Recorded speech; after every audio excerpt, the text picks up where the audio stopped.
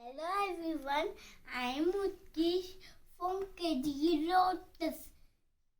Today my story is Donkey and Lion Skin. Once a donkey found the lion skin left by a hunter. He put it on and scared all the animals.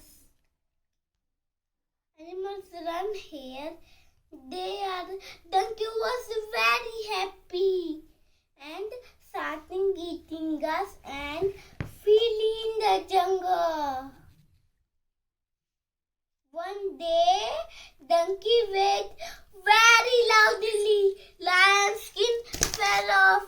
All the animals know who he really was. He's a donkey, not a lion. Donkey ran away. Animals ran after him and killed him. Moral of the story is never deceive others.